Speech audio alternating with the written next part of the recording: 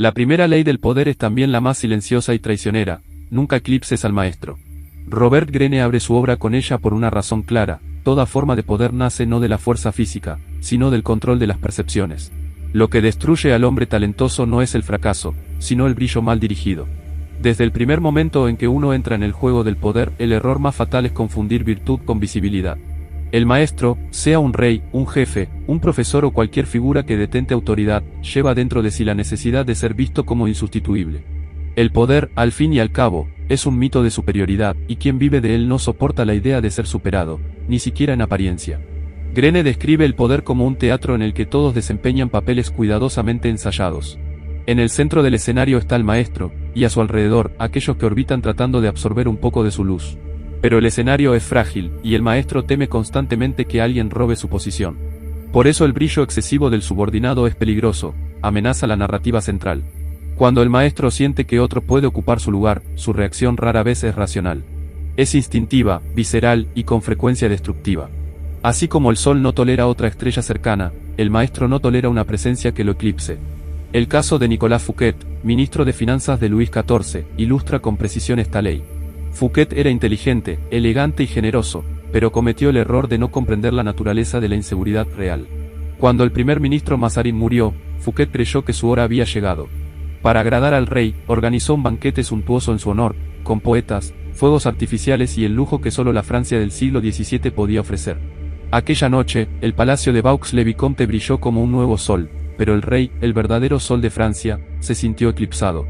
Pocos días después, Fouquet fue arrestado bajo acusaciones de corrupción y pasó el resto de su vida en prisión. Su caída no se debió a la envidia, sino a algo más profundo: había herido el ego simbólico del poder. El monarca, que se veía a sí mismo como el centro del universo, no podía tolerar que otro hombre despertara más admiración que él. El error de Fouquet fue no percibir que, para el poderoso, la gratitud es efímera y la vanidad, eterna. La lección es universal. El maestro no necesita ser un rey, puede ser un jefe de departamento, un profesor, un mentor, un padre. El patrón se repite: quien detenta el poder teme perderlo. Y es justamente esa inseguridad la que da sentido a la ley 1. No se trata de sumisión, sino de lectura emocional. El aspirante al poder debe aprender a identificar el ego del otro y a moldear su conducta de modo que jamás provoque miedo ni humillación. El secreto está en modular el brillo, lo suficiente para ser notado, pero no tanto como para generar amenaza. El poder no es solo una relación jerárquica, también es un estado psicológico. La inseguridad del maestro es un espejo de nuestra propia vanidad. Todo ser humano, al ascender, crea una narrativa sobre sí mismo: yo soy el más sabio, yo soy el indispensable, yo soy el elegido.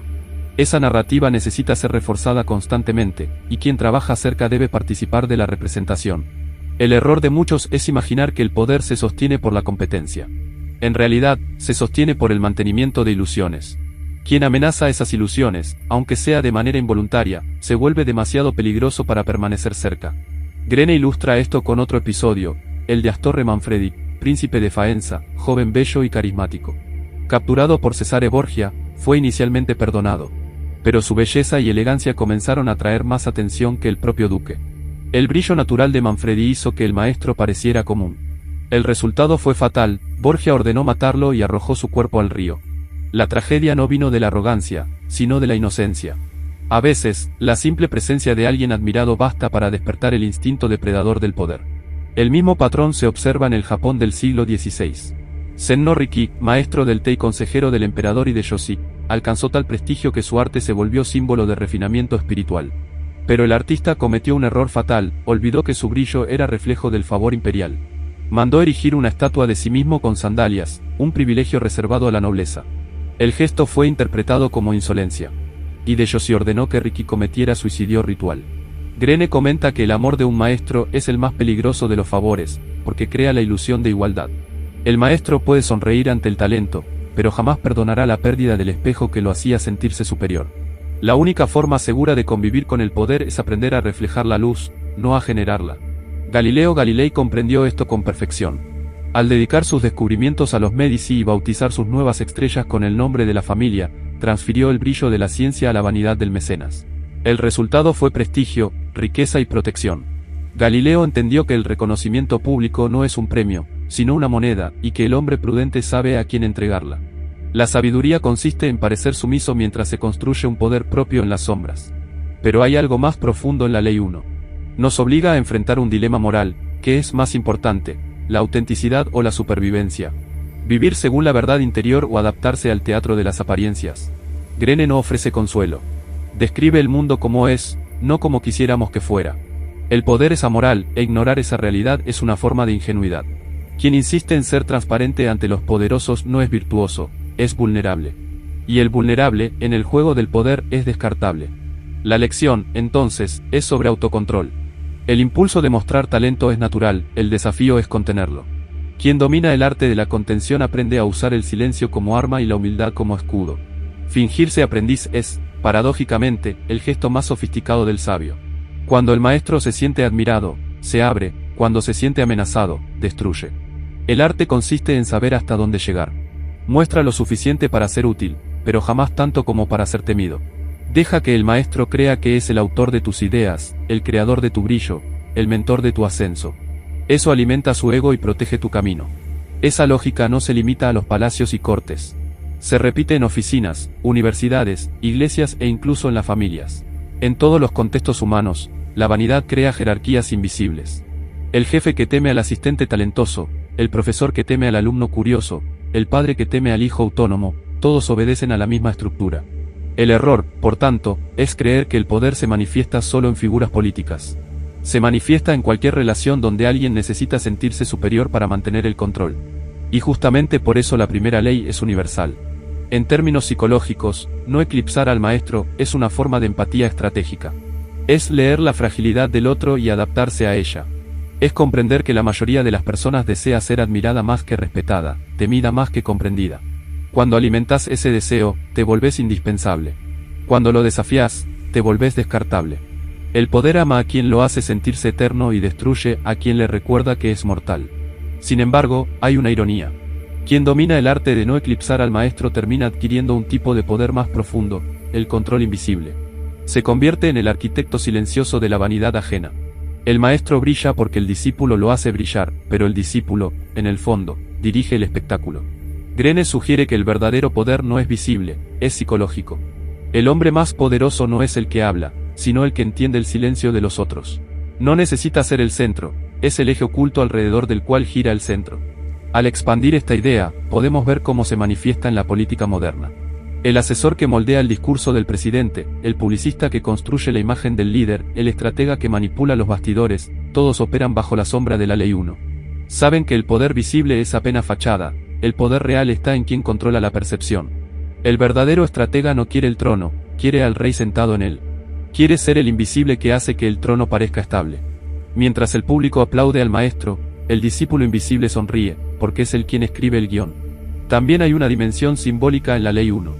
Greene habla del sol y la luna, y esa metáfora es más profunda de lo que parece. El sol es el poder manifiesto, caliente, directo, implacable. La luna es el poder reflejado, frío, sutil, constante. El sol quema, la luna gobierna las mareas. El aprendiz sabio es lunar, actúa en la sombra, refleja el brillo de los otros y mueve fuerzas que el maestro ni siquiera percibe. Ese es el secreto del poder duradero, no brillar más, sino brillar mejor. Al mismo tiempo, la ley 1 es una lección sobre el tiempo. El aprendiz que se contiene hoy gana el mañana. El maestro, inevitablemente, caerá, el poder es cíclico, y todo trono es temporal. El súbdito prudente entiende que no necesita destruir al maestro, basta con esperar. Quien no lo eclipsa vive lo suficiente para verlo debilitarse. Y cuando llega el momento, quien dominó el arte de la sombra puede emerger con naturalidad. El poder cambia de manos, pero el juego sigue siendo el mismo. Greene incluye un apartado llamado reversal, en el que advierte: a veces es necesario eclipsar al maestro, pero solo cuando ya está demasiado débil para reaccionar. Hay momentos en que el poder debe ser reclamado por la fuerza, cuando la modestia se vuelve servidumbre. La sabiduría está en reconocer ese punto de inflexión, cuando el silencio deja de ser prudencia y se convierte en cobardía. Pero ese momento es raro. La mayor parte de la vida es un juego de paciencia. Saber callar es lo que permite hablar más tarde con autoridad.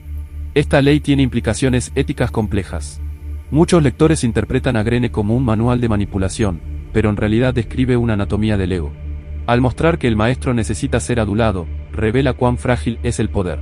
El hombre realmente fuerte no teme el brillo ajeno, quien teme es el inseguro. Pero el mundo, hecho de vanidades, pertenece a los inseguros. Reconocerlo es aceptar la imperfección de la condición humana. No se trata de aprobar la disimulación, sino de comprenderla como herramienta de supervivencia. Hoy, el teatro del poder se ha ampliado. Ya no está solo en los palacios, sino también en las redes sociales. El maestro puede ser el influencer, el superior jerárquico, el líder de opinión. La dinámica, sin embargo, sigue siendo idéntica. Cuando alguien brilla demasiado, el público se divide entre admiración y envidia, y el poder se redistribuye según esas emociones.